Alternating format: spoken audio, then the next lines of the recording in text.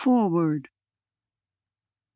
I first heard of Michael Livingston in 2008 when he was invited to speak at my late husband's induction into the South Carolina Academy of Authors. About all I knew about him at that time was that he taught at the Citadel, Jim's alma mater. Michael did such a fine job at that event that I invited him on the spot to speak at another upcoming event where a permanent display of Jim's memorabilia was being introduced at the Daniel Library at the Citadel. Speaking along with Brandon Sanderson and David Drake, Michael again delivered engaging and insightful remarks.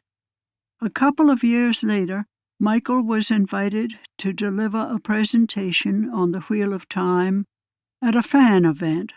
This was, of course, much more in-depth than his earlier appearances, and it was entirely engrossing.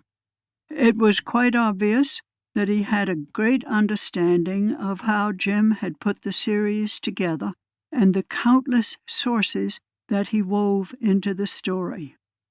And his rendition of Old English was absolutely wonderful. He delivered the same presentation multiple times, and even when it was scheduled at the earliest slot on the JordanCon schedule, he always had a full room, fully engaged.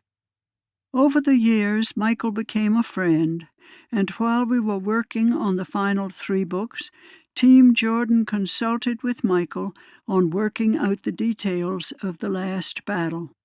He was a great help with that, and it was always a joy to discuss the details of the Wheel of Time with him. In thanks for all his assistance, we presented him with the ersatz saber-toothed tiger skull from Jim's office, a saber-toothed tiger that was mentioned in his Wheel of Time presentation. Last year, Michael asked how we felt about his writing a book regarding the myriad inspirations used by Jim in the series. We thought it sounded like a wonderful idea. He is a marvelous writer and has shown over the years just how much he knows about the subject. So we moved ahead, and by dint of new construction at the Citadel, where we had donated Jim's desk, Michael ended up writing this book at the same desk where Jim had written The Wheel of Time, which we believe is fitting indeed. We hope that you enjoy this glimpse into the story behind the story. Best regards, Harriet McDougal.